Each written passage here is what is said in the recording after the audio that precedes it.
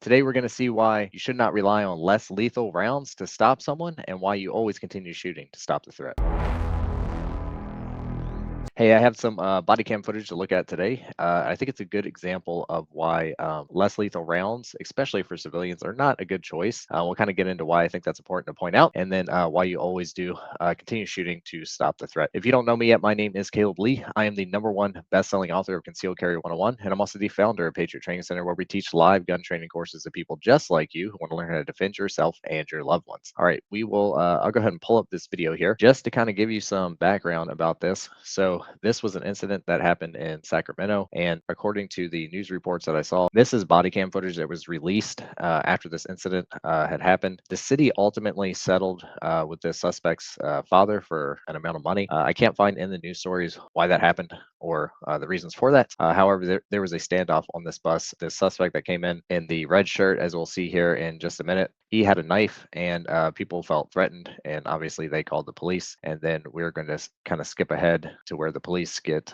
on to the site of the situation, and then they come into the bus here and they start confronting the man here. And for multiple minutes, I'm just kind of turning down the audio here because it is a pretty long clip. They released a lot of footage here, but I think important for our points and the points that I'm trying to make and the learning that we can see from the situation is going to be here in just a minute. So multiple officers here finally got on scene, and they had the guns drawn, and they spent a long time verbally trying to talk this guy down. He had a knife in his hand that they could see, and you can kind of see from the body cam footage, and they'll do a couple close-ups here later. Like right here, they show you that the knife was in this guy's lap, and they were basically pleading with him and trying to get him to put the knife down and stuff like that, and that they were going to help him. But the guy clearly had some mental issues and didn't really want help.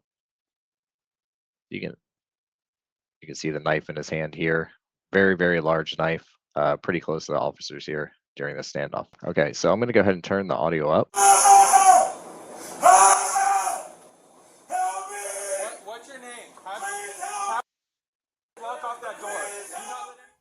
The individual stood up, holding the knife. Officer number 2 discharged his less lethal beanbag shotgun at the individual. The use of less lethal was ineffective. The individual stood up and charged at officers while still armed with the knife. Officer number 1 discharged his firearm. This is video from officer number 1's body-worn camera. So yeah, I did want to point that out. The original clip I saw here was edited down, and it looked like there was multiple shots fired. However, if you look in the top right of the video past the officer's hands that this body cam footage is coming from, you'll see the shotgun barrel for that is going to be presented here by a different officer. And they're first going to try, like the video says, less lethal rounds from the shotgun, beanbag rounds. That'll be what sounds like the first shots we hear.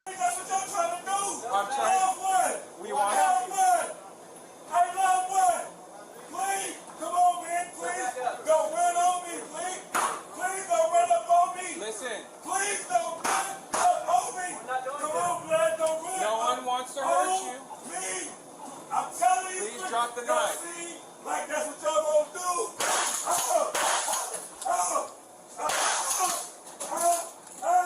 Drop it.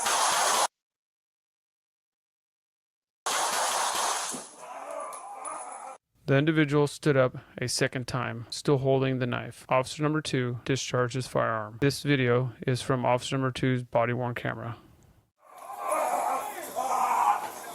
Drop the knife. Drop the knife.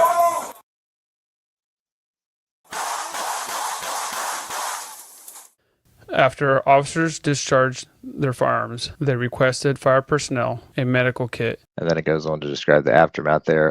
Unfortunately, that guy died at the scene. So the important thing that I thought was interesting here that we should kind of highlight, and I'll let this kind of play in the background, is, all right, so a couple things. Number one, obviously they tried to use other different methods. Of, like the full clip, you can kind of hear them talking about using a taser. They decided to go with the beanbag shotgun. So that was a less lethal solution that they tried to kind of get this guy out of the fight, get him to drop the knife, hopefully be able to subdue him. And you can see that they shot that right away. Multiple shots there. And then the guy kind of sat down as he got hit, but then he quickly recovered and decided to get up and charge the officer holding the gun at him with a knife. Like that's what y'all gonna do.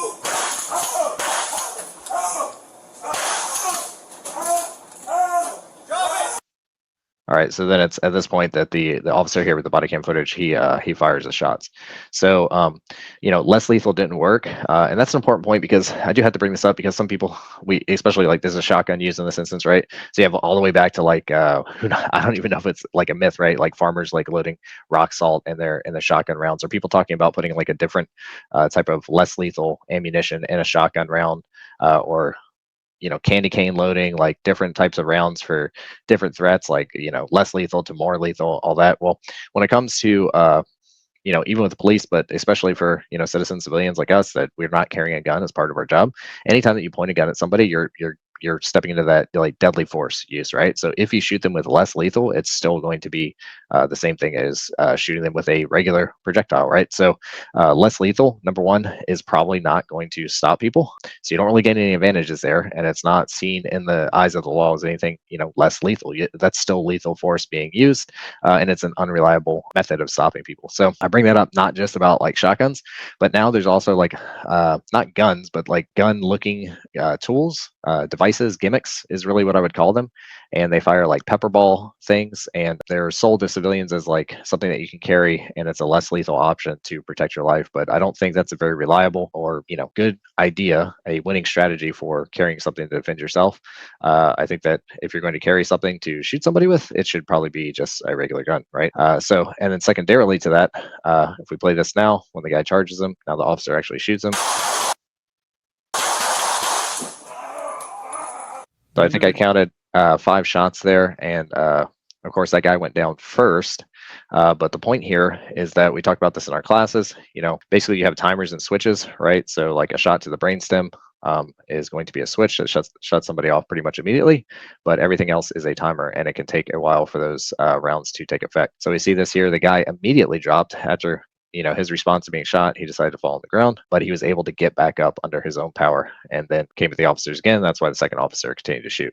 Right. So a lot of armchair quarterbacking after these incidents with police. And it's like, oh, this guy had a knife, or whatever happened, and why did they shoot him so many times? Is because you have to keep shooting people a lot of times just to stop them. Okay. And this happens, and it takes multiple rounds, and we saw multiple officers had to fire their guns in this scenario. So it just is what it is. So I think those are the key points that we can learn from here. Number one, less lethal is not less lethal in the eyes of the law when it comes to you as a citizen, a civilian protecting yourself. So you might as well give yourself the best shot and actually carry an actual gun, right?